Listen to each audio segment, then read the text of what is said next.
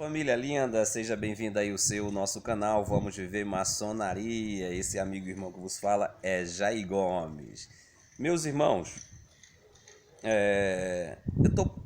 vou começar esse vídeo já me pedindo desculpa a vocês, porque os meus vídeos estão ficando longos, né? E muitas vezes alguns inscritos ou você que está passando por aqui, quando você se depara logo com um vídeo de 37 minutos, 26 minutos, você sequer nasce o interesse de assistir o vídeo. Mas nós não estamos aqui, meus irmãos, para vender sonhos. Nós estamos aqui para instruir os meus irmãos e aqueles que também não são maçons. Então eu não posso abordar assuntos complexos com 10 minutos, com 5 minutos, e chegar simplesmente aqui e fazer afirmações sem um conceito exegésico, hermenêutico, e simplesmente querer te apresentar algo que vai fazer nem sequer você se questionar. O nosso interesse aqui é de fato instruir você, fazer você se tornar uma pessoa crítica, fazer você um investigador da verdade e etc. Então já peço desculpa por esses motivos que meus vídeos estão ficando longos.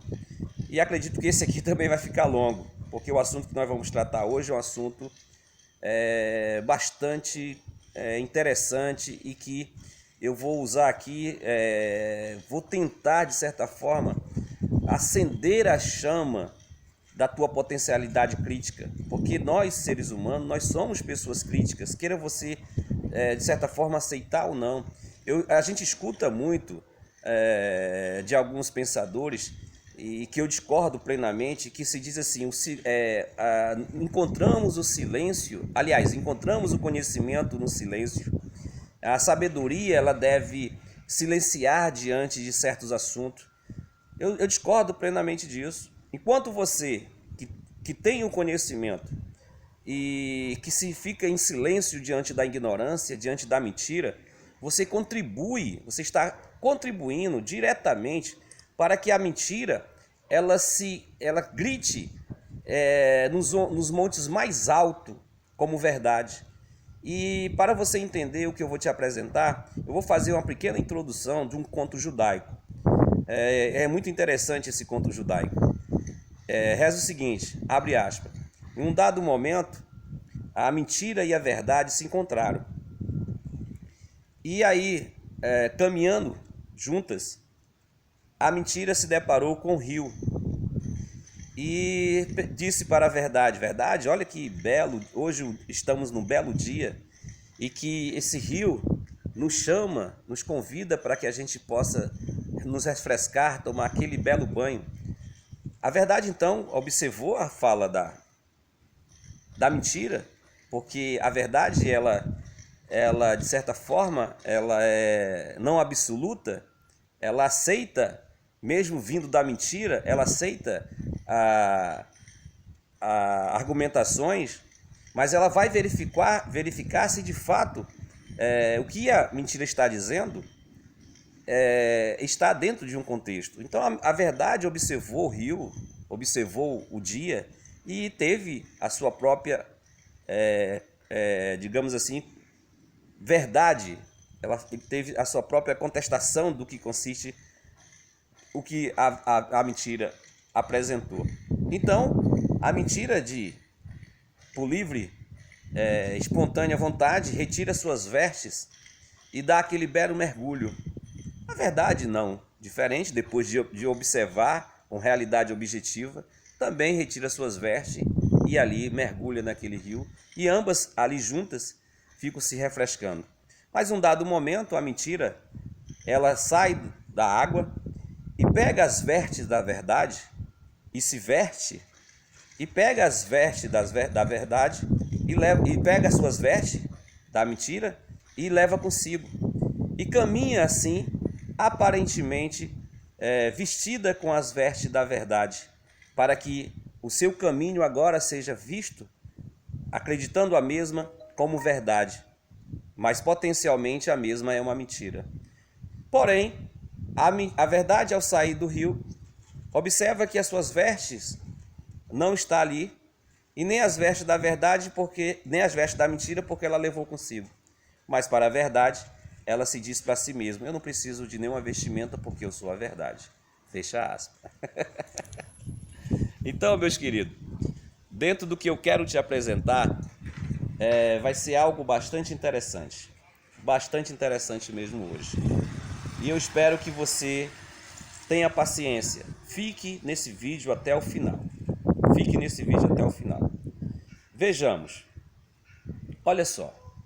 Eu tenho falado durante esses dias sobre o que consiste a regularidade de origem do maçom.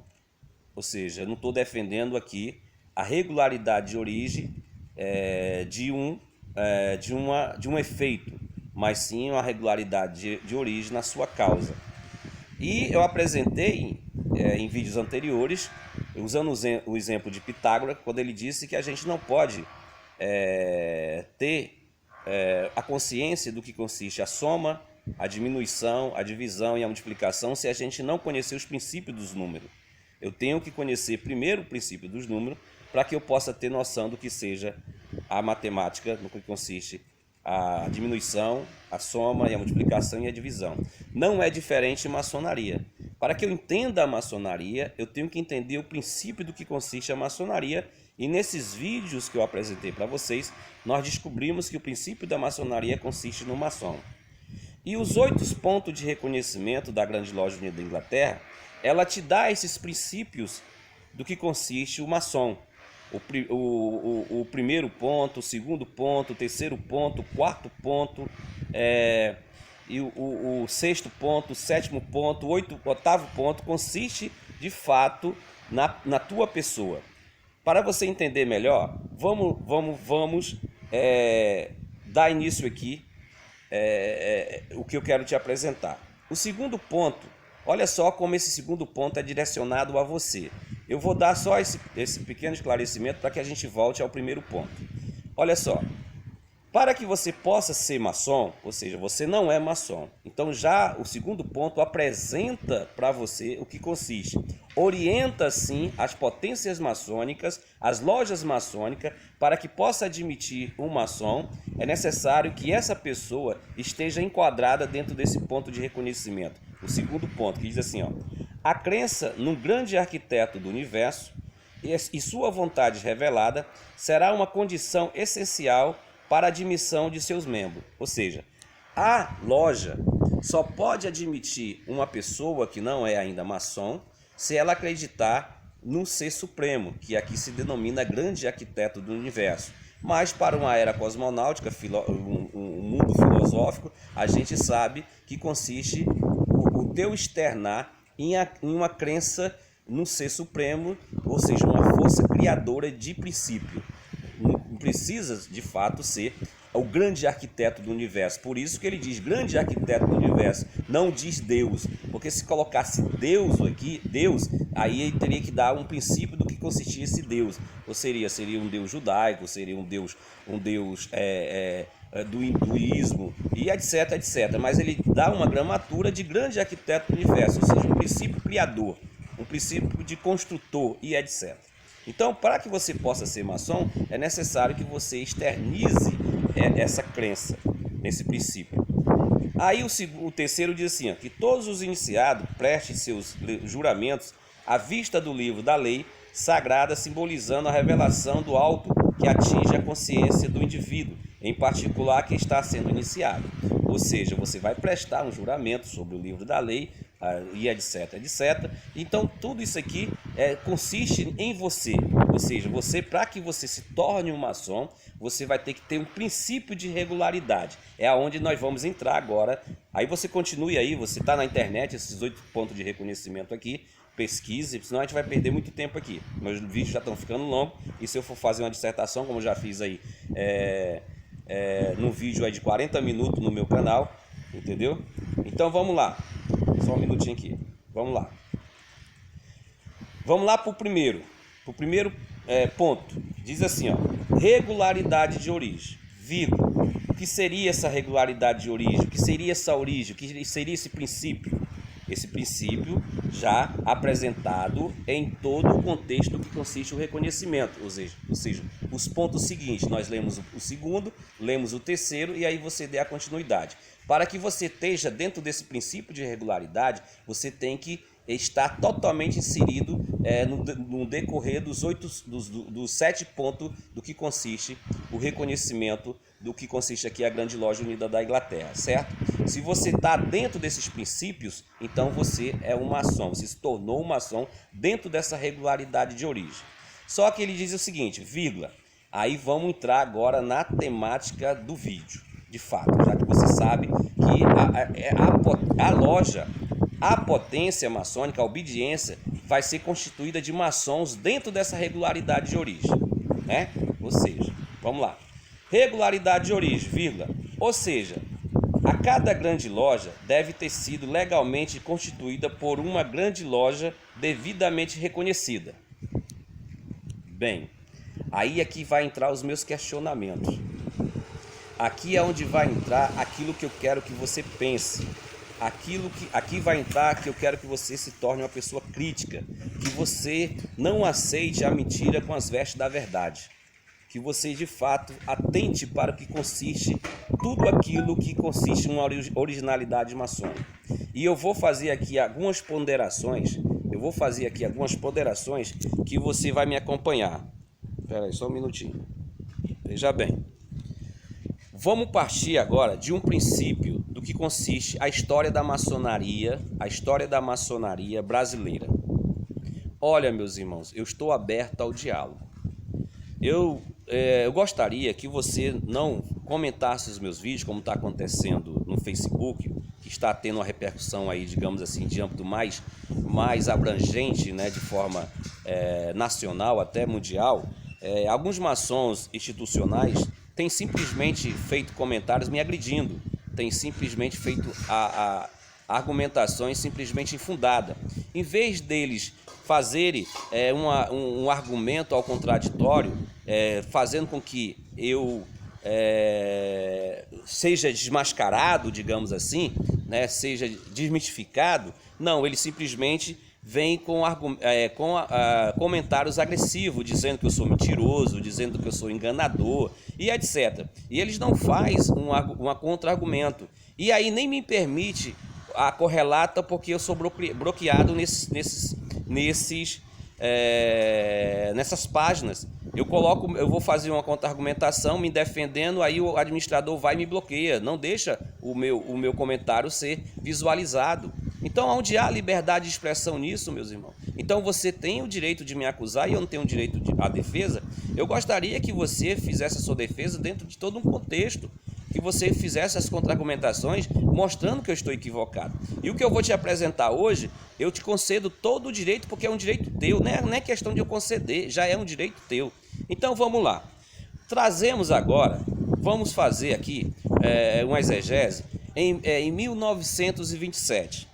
Olha só, vou ler novamente e você atente bem para as minhas palavras. Não saia desse vídeo, vá até o final, não importa aí se ficar com 20, 26 minutos, 37 minutos, não importa, vá até o final e tire as suas próprias conclusões. Vamos lá, vamos conversar aqui, vamos estudar.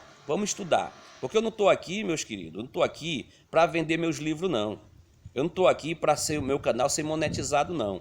Eu estou aqui para fazer você pensar, para você ser uma pessoa crítica, para que você tire as vestes, digamos assim, que fizeram você acreditar com a mentira que vestiram as vestes da verdade. Eu quero que você desmitifique isso. Eu não quero aqui que você saia da sua instituição, eu não quero aqui que acabe as instituições de maneira nenhuma. Eu quero que você se torne maçom dentro dessa clara verdade. Será que não é possível você viver na verdade?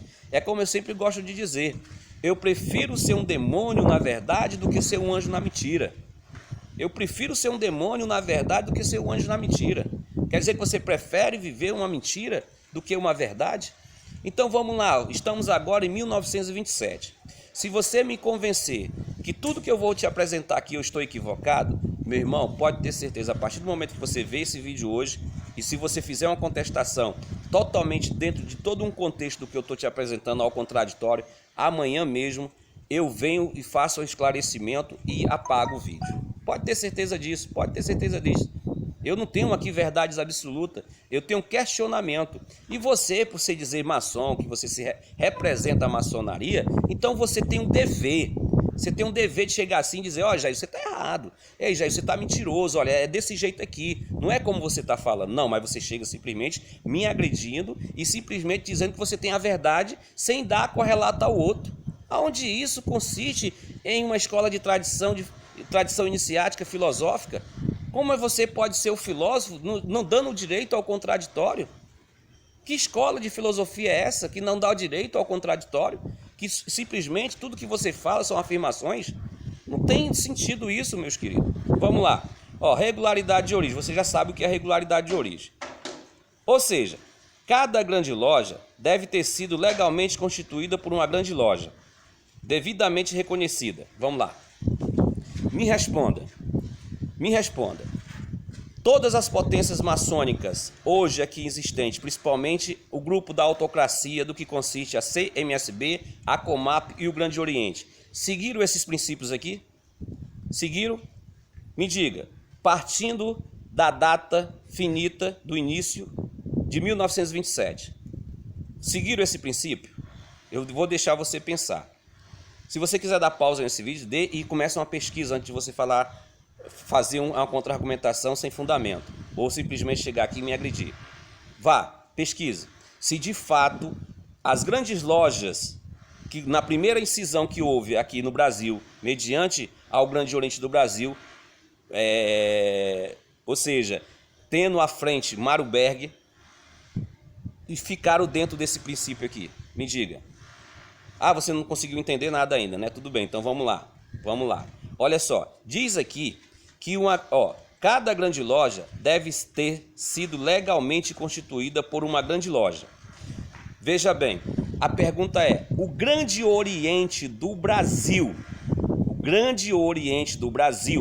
ou a Grande Loja Unida da Inglaterra, ou o Grande Oriente de França, ou a Grande Loja de França, ou a Grande Loja de Portugal, ou seja, qualquer outra potência que já existia anterior a esse levante de 1927, foi uma dessas potências maçônicas que constituiu as grandes lojas estaduais, foi uma dessas potências, ou outra potência, seja lá quem for, que constituiu a grande loja do Rio de Janeiro, foi uma dessas potências já existente que constituiu a grande loja do estado de Ceará, a grande loja da Bahia, que são as mais antigas, foi?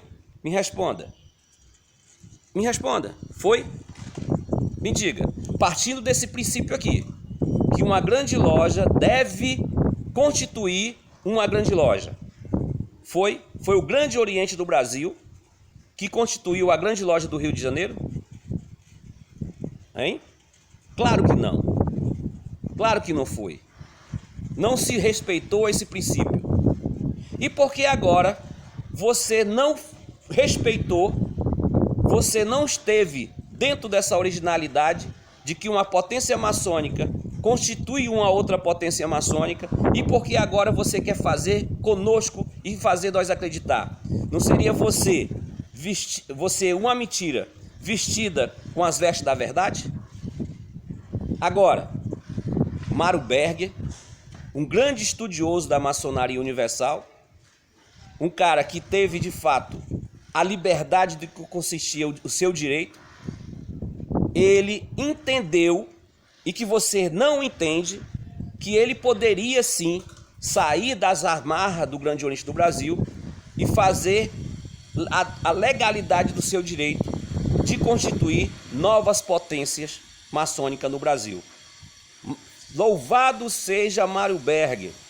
Não vou entrar aqui nos méritos das suas ilegalidades, não vou entrar aqui nos méritos da sua arrogância nem da sua prepotência, mas eu estou dando louvor ao mesmo pela atitude que ele tomou. Porque se não fosse Mário Berg, até hoje, digamos assim, nós não tínhamos recebido essa instrução que era possível sim a existência de novas potências no Brasil ou no mundo. Porque o que ocorrera Assim como mesmo, e como hoje acontece, quando você entra numa instituição, é que a instituição apresenta para você que ela é dona absoluta da maçonaria a qual ali ela esteja implantada. Ou não está assim na Constituição do Grande Oriente do Brasil, ou não está assim na Constituição da Grande Loja. O que eu vou te apresentar. Na Constituição do Grande Oriente do Brasil diz o seguinte, que o Grande Oriente do Brasil é detentor absoluto da territorialidade nacional e que não divide essa territorialidade com nenhuma potência maçônica. Aí tu imagina, tu vivendo, tu foi levado a acreditar, desde o teu nascimento, da tua iniciação, você foi levado a acreditar nessa verdade, e aí como você vai questionar aquilo que você não é permitido questionamento? Que fizeram você acreditar que tudo aquilo que foi te apresentado é verdade inquestionável. Que de fato o Grande Oriente do Brasil tem o poder absoluto de territorialidade. Mas Mário Berg, no seu conhecimento de maçonaria universal, vendo os 8 pontos de reconhecimento e tendo uma vivência maçônica universal, ele sabia que essa territorialidade era uma falácia, era uma mentira, porque nenhuma potência pode clamar para si a territorialidade. Porque se fosse assim, não existiria na França outras potências maçônicas, não existiria em Portugal outras potências maçônicas e etc. Mário Berg, por ser um viajante, um peregrino, ou seja, mundial, ele sabia que essa matéria do Grande Oriente do Brasil era uma mentira com veste de verdade. Então ele recorre ao seu direito de universalidade maçônica, já que o mesmo é um maçom com regularidade de origem. Então ele sabia que ele podia constituir lojas dentro do que consiste esse princípio aqui, legalmente constituída por grandes lojas, devidamente reconhecida, ou por 3 ou mais lojas regularmente constituídas. Mário Berg usa dessa prerrogativa de que é necessário que possa existir outras potências maçônicas por a união de 3 lojas legalmente constituídas. Não há uma precisão de que uma potência maçônica que já exista me constitua, porque há um princípio de regularidade que possa vir a existir outras potências maçônicas seguindo os padrões do que consiste o primeiro ponto. Então não haveria necessidade de que o Grande Oriente o constituísse, porque jamais ele ia fazer isso, como não faz. Ou você quer que eu acredite, por exemplo, que eu acredite que o Grande Oriente do Brasil constituiu as grandes lojas? Meu irmão, investigue. Foi dessa forma a história do nascimento das grandes lojas estaduais? Foi dessa forma? Meu irmão, se foi dessa forma, amanhã mesmo, quando você assistir esse vídeo e você me provar, que você mostrar que de fato eu estou equivocado, eu venho aqui e reconheço o meu erro. Se você me provar que o Grande Oriente do Brasil foi a mesma que constituiu as grandes lojas, contra fato não terá argumento. Mas o que eu estou dizendo aqui é que não foi desta forma. Nenhuma outra potência constituiu as grandes lojas. Mas aí eu já sei o que está passando na tua cabeça. Tu acha que eu não sei? Hein? Tu acha que eu viria aqui tratar desse assunto sem saber o que tu está pensando? Hein? Vou já chegar aí onde o que tu está pensando. Pode ter certeza. Eu vou já chegar. Olha, já que o Grande Oriente do Brasil não constituiu as grandes lojas, já que nenhuma potência maçônica já existente não constituiu as grandes lojas estaduais, e aí? Não poderia vir existir? Poderia sim, seguindo o que está aqui. 3 lojas ou mais lojas legalmente constituídas. Mário Berg estava coberto de razão. Estava dentro da verdade.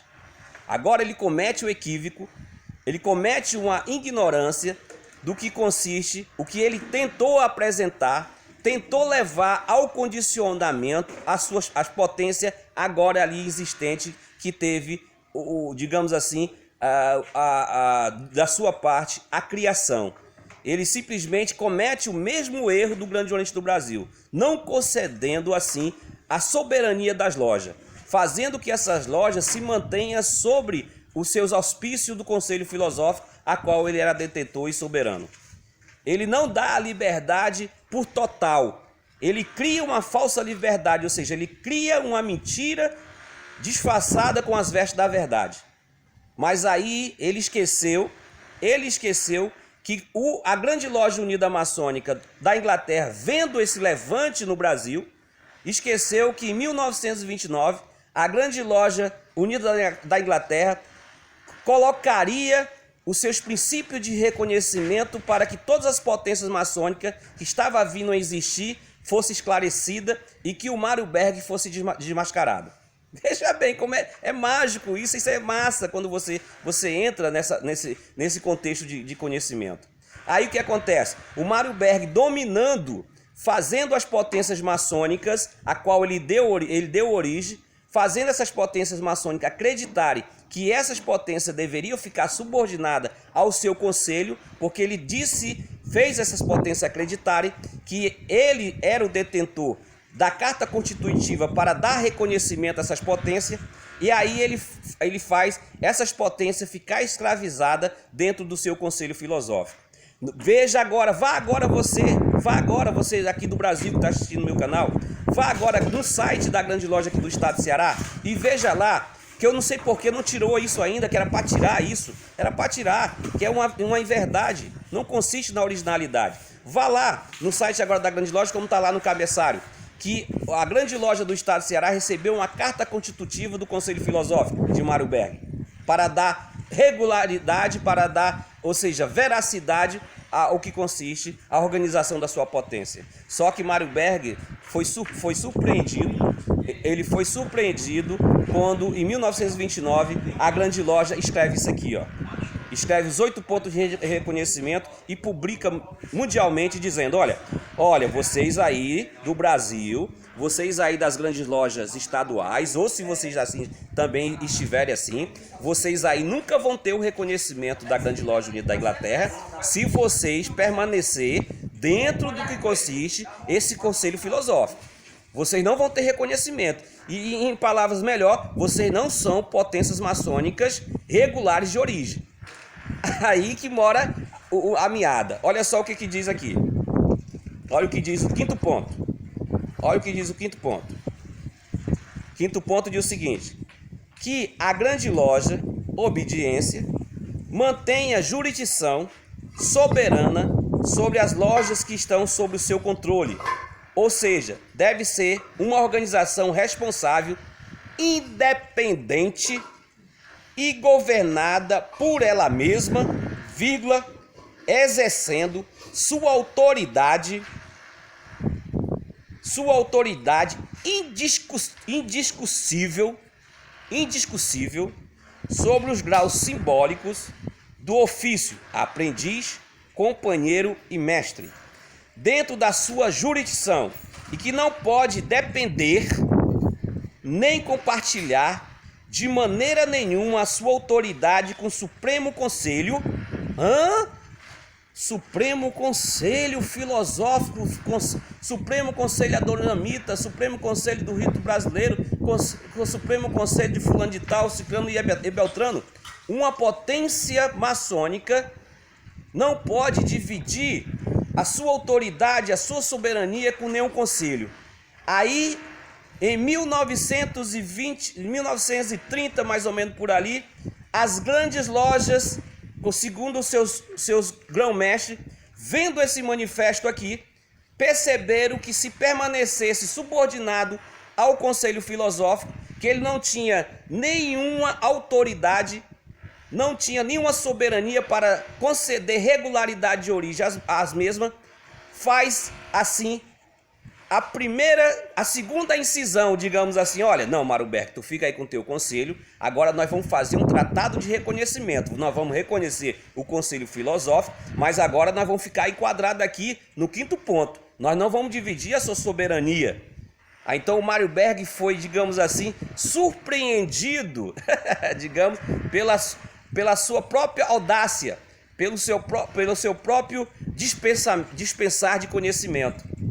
É isso que é maçonaria. E é isso que é a investigação constante da verdade. E Mário Berg aceitou, com certeza, porque isso não ia usufruir nada naquilo que ele queria, que era fazer com que aquelas potências agora ficassem, de certa forma, os seus mestres maçom continuassem os graus filosóficos no seu conselho. Então Mário Berg não viu nenhum obstáculo. De certa forma, foi um esclarecimento. Não, meus irmãos, tudo bem. Só não gostaria que vocês não fizessem como o Grande Oriente fez. Ou seja, me expulsou de lá, criou outro conselho filosófico e não permitiu que os seus membros venham agora fazer parte os graus filosóficos com o Conselho Filosófico do Rio dos Conselhos Antigos Aceitos. Vamos fazer o seguinte, de fato, vocês são potência soberana, vocês têm toda a prerrogativa, está no 5º ponto de reconhecimento, e aí vamos fazer simplesmente um Conselho Filosófico como acontece até hoje. Então, o que consiste tudo isso que eu estou apresentando para você? É que uma potência maçônica, ela pode e tem o direito de vir a existir sem sequer ter essa autocracia de uma construção de uma potência já existente fazer com que ela venha a existir. Ela recorre ao princípio de regularidade que dá da sua origem dos maçons e recorre ao princípio de regularidade do que consiste as 3 lojas ou mais se unindo, forma-se uma potência. Ou seja, não há necessidade de que uma potência já existente construa, ou seja, constitua você, até porque isso é impossível dentro do que consiste essa autocracia. Aonde é que você vou voltar, repetição à alma do saber. Aonde é que você tem na história da maçonaria brasileira de princípio? Porque isso foi respeitado posteriormente. Aí se você estudar a maçonaria, você vai ver o que eu estou falando. Posteriormente, algumas lojas estaduais, elas deram originalidade a outras potências maçônicas estaduais.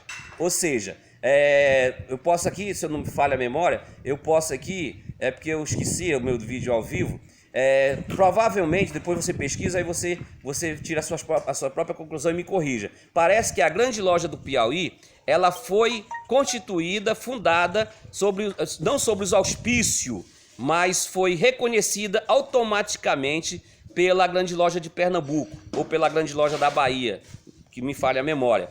Dando assim esse princípio de continuidade de que uma potência já existente constitua outra potência. Claro, veja bem o que consiste o domínio territorial, né, que eu falei no princípio. Mas jamais, lá no princípio das grandes lojas estaduais, não respeitaram esse princípio. Quer dizer, se você não respeitou, e por que agora você quer aplicar uma inverdade que você mesmo não seguiu esses padrões de origem, que o Grande Oriente ou nenhuma outra potência te constituiu, e por que agora você quer que eu venha a existir por tua autorização? Me diga, me responda. Aonde está esse teu direito? Ora, você teve um início totalmente falacioso, digamos, que não foi falacioso, foi verdadeiro, mas agora você quer fazer eu acreditar que só posso vir ter existência pelo teu concedimento. E onde está a minha soberania? Onde está a minha liberdade? Onde está o primeiro ponto que diz que 3 lojas legalmente constituídas ou mais pode vir da existência a uma potência maçônica? Não seria uma mentira vestida com verdade, meus irmãos? Querem fazer você acreditar naquilo que eles mesmos não se deram ao luxo de respeitar? Aonde? Me faça acreditar aonde a Grande Loja aqui do estado do Ceará, ela vai constituir outra potência aqui no estado. Me diga, para dar continuidade a esse princípio, se a mesma tem a arrogância e a prepotência de colocar na sua Constituição que ela tem o poder territorial do estado, não diferente do que o Grande Oriente fez. Ou seja, eles repetem essa autocracia, eles repetem os domínios daquilo que consistiu a sua mãe. Ou seja, o Grande Oriente do Brasil. Em vez deles... Não, peraí, eu vou respeitar a universalidade, eu não vou fazer o que o Grande Oriente fez. Eu vou respeitar, eu vou dar continuidade, eu vou dar liberdade aos irmãos que queiram fundar outras potências maçônicas, eu vou ajudar, eu vou constituir, porque essa é a universalidade. Aonde é que diz aqui, no primeiro ponto, que não deverá ser assim? O próprio primeiro ponto diz que deve haver assim. As potências maçônicas devem ser constituídas constantemente para que não haja essa universalidade. Agora existe um motivo porque isso não ocorre. Existe um motivo. Você sabe qual é esse motivo? Hein? Você sabe qual é esse motivo? Amanhã eu vou te dizer o motivo. A grande loja do estado do Ceará, ou nenhum grande oriente que esteja dentro dessa autocracia, jamais eles vão constituir potências maçônicas que não esteja dentro da sua subordinação, como aconteceu com os grandes orientes estaduais em 1973. Qual foi? A grande loja, a grande loja já existente, foi elas que constituíram o grande oriente, quando houve a segunda incisão, em 1973 ou 74, me falha a memória, foi as grandes lojas que constituíram as potências estaduais, foi? Quer dizer que vocês fizeram e não podemos fazer? Quer dizer que o direito consiste a você? Hein? Me respondam, meus queridos. Aonde é que está nos anais históricos da maçonaria nacional que na segunda incisão, os grandes orientes independentes, confederado a COMAP, foi fundado, foi criado pelo Grande Oriente do Brasil ou por qualquer grande loja estadual? Ou se eles não nasceram dentro desse primeiro princípio do de Marburg, nem Marburg, perdão, dentro do princípio do que consiste a grande loja unida da Inglaterra, que 3 lojas legalmente constituídas ou mais pode fundar uma potência maçônica. Aonde me diga que foi o Grande Oriente do Brasil que deu o início da fundação dos grandes orientes independentes. Me diga, me prove. Aonde é que o Grande Oriente do Brasil deu início à fundação das grandes lojas? Me prove. Hein? Me diga se houve essa cadeia de criação de potências maçônicas. Aonde vai ser e nunca será que a grande loja aqui do estado de Ceará, ou qualquer uma grande loja do estado, vai dar continuidade a uma potência maçônica no estado? Aonde ela mesma, na sua Constituição, diz que ela tem um poder territorial absoluto do estado. Então por que tem um Grande Oriente do Brasil aqui? Então por que tem um Grande Oriente do Brasil estadual? Se ela se diz absoluta? Não é coisas mal compreendidas? Não seria uma mentira com verso de verdade? Mas aí, amanhã, se o grande arquiteto permitir, eu vou te dizer porque as potências maçônicas colocam essa autocracia territorialista quando se constitui no Estado. Aguarda amanhã que eu vou te falar. Te amo sem te conhecer.